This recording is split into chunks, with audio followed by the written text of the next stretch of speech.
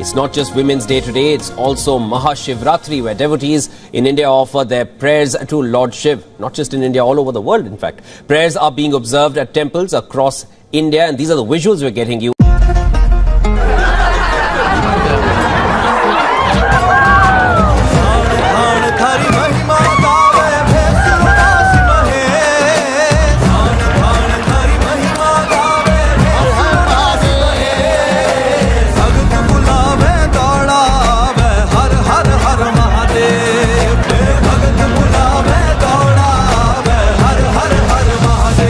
Washington DC देखें तो Washington DC is run by Indian technocrats.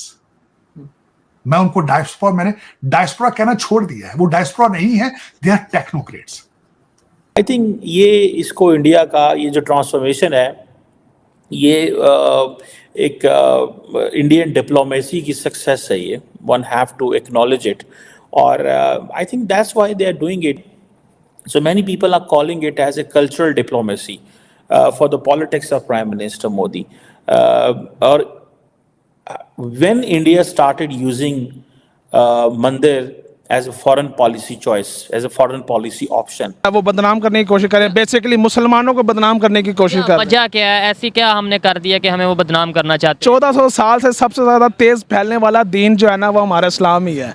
तो उसके मुखालिफ सारी इसी तरह उठेंगे ना। हिंदू मजहब को आए हुए तकरीबन 200, 300, 400 साल हुए, इस्लाम को आए हुए ठीक है, जितने नहीं आप देखें, आप हिस्ट्री थोड़ा सा अगर जाने, ठीक है, तो सबसे पुराना जो मजहब है शायद ये हिंदुइज्म ही सबसे पुराना मजहब है। सबसे ज्यादा तेजी से फैलने वाला जो है ना वो सिर्फ इस्लाम है, और इसी वजह से इस्लाम के मुखालिफ हो रहे हैं। जो जितनी चीज पाक हो गई लोग उसी की तरफ उसको गंदा करने की कोशिश करेंगे, ना कि गंदे को सही करने की कोशिश।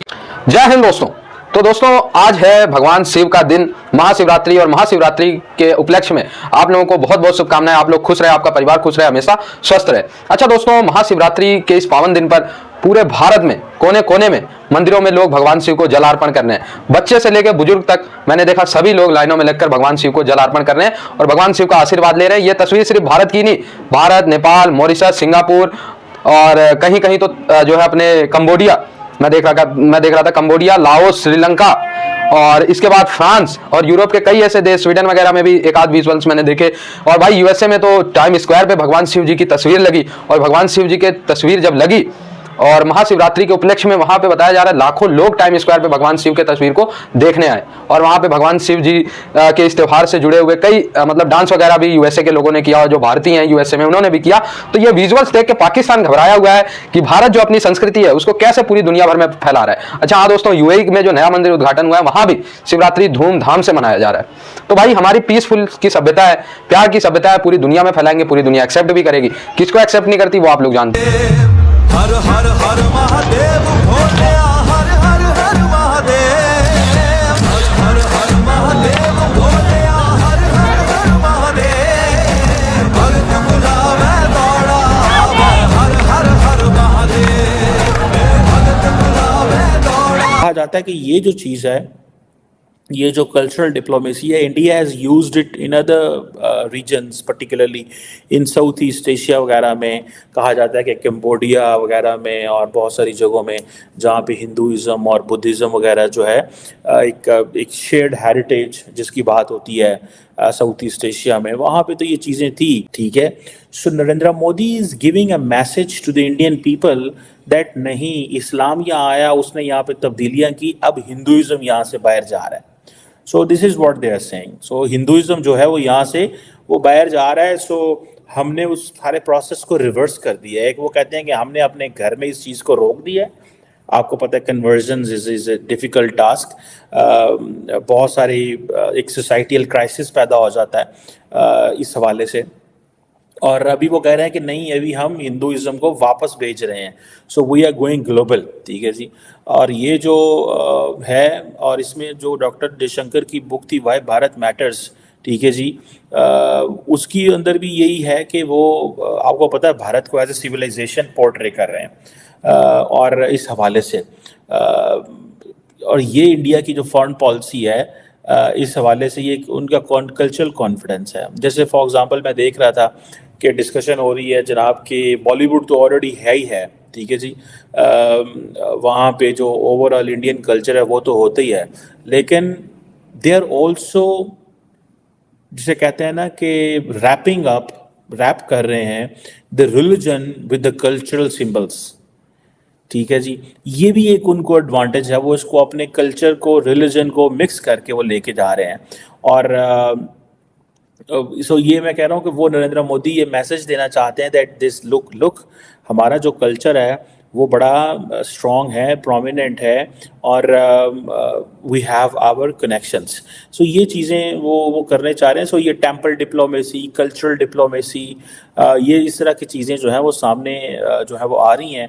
और अगर आप देखें कि जैसे मैं आपको बता रहा हूँ कि जय श्री राम के नारे लगाने, हज़ारों की तादाद में निकलना, और लंबी लंबी लाइनें लगी हुई हैं कि हम वो देख रहे हैं। कल रात एक उधर खिताब किया, आज इधर मंदिर में जो है वो आए हैं और यहाँ भी खिताब करेंगे, लोगों को मिलेंगे, मोदी के नारे लग रहे हैं। सो ये एक कहा जाता है कि ये जितने भी लोग हैं वहाँ पे सारे ब्लू कॉलर लोग हैं। ये कोई ज़्यादातर हाई क्लास बिजनेसमैन नहीं है या बिजनेस वोमेन नहीं है। आपको पता है कि जो लार्जली बिजनेस के लोग ज़्यादा बड़े पैमाने पे बिजनेस कर रहे होते हैं, इनका कोई मज़हब से इतना लंबा चौड़ा ताल्लुक नहीं होता, बिकॉज वो एक नेक्स्ट जनरेशन, नेक्स्ट लेवल पर पहुंच चुके होते हैं। सो जितने भी ब्लू कॉलर वर्कर्स हैं, वाले दिन छुट्टी भी नहीं है, लेकिन फिर भी वो वहाँ पे आए हैं। So that tells the story. क्या क्या है ऐसी क्या हमने कर दिया कि हमें वो बदनाम करना चाहते हैं? 1400 साल से सबसे ज्यादा तेज फैलने वाला दीन जो है ना वो हमारा इस्लाम ही है। तो उसके मुखालिफ सारी इसी तरह उठेंगे ना। हिंदू मजहब को आए हुए तकरीबन 200 300 400 साल हुए, इस्लाम को आए हुए ठीक है, जितने नहीं आप देखें, आप हिस्ट्री थोड़ा सा अगर जाने, ठीक है, तो सबसे पुराना जो मजहब है शायद ये हिंदुइज्म ही सबसे पुराना मजहब है। सबसे ज्यादा तेजी से फैलने वाला जो है ना वो सिर्फ इस्लाम है, और इसी वजह से इस्लाम के मुखालिफ हो रहे हैं। जो जितनी चीज पाक हो गई, लोग उसी की तरफ उसको गंदा करने की कोशिश करेंगे, ना कि गंदे को सही करने की कोशिश करेंगे। ऐसे अगर आपने बात की इस्लाम को खराब करने की कोशिश की जा रही है, सऊदी अरब के ऊपर कभी कोई इल्जाम बहुत कम लगे हैं कि जी सऊदी अरब इन्वॉल्व है। हमेशा अगर इल्जाम लगता है मुसलमानों पे तो वो पाकिस्तान की तरफ से ही ज्यादा लगता है या अफगानिस्तान के हवाले से लगता है। ये दो कंट्रीज ही क्यों इल्जाम की जद में आते हैं? पड़ोसी है, पड़ोसी जब भी बैठेंगे दो बर्तन आपस में खड़कते हैं। यहाँ आप इसकी बात करें, यहाँ इंडिया पाकिस्तान का मैच हो जाए, कोई हार जाए तो वहाँ लड़ाई शुरू हो जाती है। तो ये तो बहुत आगे दौर की बात चली गई है कि वहाँ बम हुआ या यहाँ बम हुआ। यहाँ क्रिकेट मैच के ऊपर जो है वो आपस में बहस मुबाहिसा शुरू हो जाता है। बम तो सिर्फ आप जहाँ दुनिया में कहीं भी बम फटेगा ना, पाकिस्तान का नाम लाजमी आएगा, ये पाकिस्तान ही करता है। क्या वजह? वही तो कह रहा हूँ, वजह क्या? इलिटरेट, उनको पता नहीं है शायद कि इस्लाम इस तरफ नहीं कहता। हम खुद कहते हैं कि इस्लाम नहीं कहता। इस्लाम जब भी लेकिन अगर उसामा बिन लादेन की बात की जाए, अगर अजमल कसाब की बात की जाए, अगर इसके अलावा और बहुत से नाम ऐसे हैं जिनके नाम शायद नहीं लेना बेहतर, उनकी बात की जाए, उनका ताल्लुक इस्लाम से होता है, तो क्या वो इस्लाम का इमेज नहीं खराब कर रहे? बिन लादेन ने पाकिस्तान में कौन सा धमाका किया? नहीं, पाकिस्तान में नहीं किया। अगर पाकिस्तान से बाहर कहीं करें तो वो ठीक है। नहीं, कहीं भी नहीं ठीक हो सकता है। उन्होंने ना किया, इल्जाम लगाया। पाकिस्तान इस्लाम को बदनाम करने की कोशिश की जा रही है कि इस्लाम को किसी ना किसी तरीके से बदनाम करे। पाकिस्तान में आज हो क्या रहा है, कोई छोटी मोटी बात होती है इस्लाम के ऊपर लाते हैं, पाकिस्तान के ऊपर नहीं लाते। आप पाकिस्तान और बरसगीर को, भारत को एक ही कर दे, बरसगीर का एक हिस्सा कर दे, आपकी दहशतगर्दी वैसे ही खत्म हो जाएगी, क्योंकि पाकिस्तान रहेगा ही नहीं। क्या वजह? पाकिस्तान हम आमने सामने है ना, वो हमारे मुखालिफ है, वैसे ही मुखालिफ है। यहाँ छोटी से छोटी चीज को लेकर मुखालफत शुरू होती है। भारत में, इंडिया में कोई फिल्म बन जाए मुसलमानों के खिलाफ बनेगी, या यहाँ से कोई बनेगी या उनके खिलाफ बनेगी। ठीक है, तो ये सब चलती रहती है। कैसे खत्म होगी? अब देखें, आप में अवेयरनेस है, मेरे में अवेयरनेस है। देखें, दौर बदल रहा है, दुश्मनी से तो नुकसान है, हमारा भी उनका भी। कैसे अवेयरनेस आ सकती है, कैसे सोच बदल सकती है, या बदलेगी नहीं?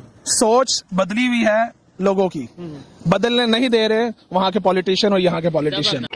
तो दोस्तों ये बात तो हमें माननी पड़ेगी कि अब भारत का कोई भी त्योहार हो, चाहे वो भगवान शिव जी के उपलक्ष्य में मनाया जाने वाला महाशिवरात्रि हो, चाहे वो दीपावली हो, चाहे वो होली हो, वो एक ग्लोबल मंच पे आ रहा है। क्योंकि दोस्तों जो हमारे त्योहार है वो लोगों को यूनाइट करते हैं, लोगों में एक प्यार का भाव पैदा करते हैं, ठीक है, और लोगों में एक फन भी होता है, एकजुटता भी होती है हमारे त्योहारों में। तो लोग इकट्ठा होते हैं और पीसफुली इसको सेलिब्रेट करते हैं। कौन सा ऐसा देश नहीं है जहां पे भारत का कोई ना कोई त्योहार मनाया ना जाता। तो इसी से आप लोग समझ सकते हैं भारतीय सभ्यता, भारतीय संस्कृति कितनी रिच है। और महाशिवरात्रि तो भगवान शिव का दिन है भाई। और बताया जा रहा है दोस्तों, शायद ये कहीं कहीं पे एक जगह, कहीं कहीं पे दो जगह, और कहीं कहीं पे लगातार 3 दिन तक, यानी आज कल परसों, मतलब 3 दिन तक सेलिब्रेट होगा। मतलब हर लोग अपने हिसाब से इसको सेलिब्रेट करते हैं। लेकिन भाई बताया जा रहा है, एक आंकड़े के हिसाब से मैं देख रहा था कि 112 से ज्यादा देशों में लाख से ज्यादा लोगों ने महाशिवरात्रि को सेलिब्रेट किया। तो इसी से आप लोग समझ सकते हैं कि भारत की संस्कृति वाइडली पूरे विश्व भर में कैसे फैली हुई है। और दोस्तों, भारत की संस्कृति में बार बार कहता हूँ, लोग खुद ही एक्सेप्ट कर लेते हैं। भारत के जो तीज त्योहार होते हैं, लोग उसे खुद ही एक्सेप्ट करते हैं। भाई, इसमें ना मारो काटो है, ना एक दूसरे लोग इससे परेशान होते हैं, सब कुछ इसमें अच्छी वाली बात है, ठीक है। और पाकिस्तानी लोग अगर कोई इसको मना ले तो चाहे क्रिश्चियन ही मना ले, लेकिन इस्लाम खतरे में आ जाता है। अगर भारत का कोई भी त्योहार अगर किसी दूसरे देश का क्रिश्चियन या ईसाई मना ले, पाकिस्तानी मदरसा छाप लोग बैठे बैठे कह रहे हैं इस्लाम खतरे में आ गया। मतलब ये कौन सा लॉजिक है, कहाँ से ये पढ़ लेते हैं, मतलब मुझे समझ नहीं आता। लेकिन हाँ, ये मदरसे में ही अगर ऐसी एजुकेशन मिलती है तो मदरसे में ही मिलती है। और अभी एक खबर मैंने सुना तो मैंने कहा आप लोगों को बता दूं, यूपी में 14,000 से ज्यादा मदरसे अवैध हैं और उसको सरकार से बंद करने की भी मांग की गई है। देखते हैं ये कब होता है। लेकिन भाई, जय श्री कृष्ण और जय महाकाल। आप लोग जुड़े रहे ऐसी वीडियोस के लिए। तब तक के लिए धन्यवाद। जय हिंद।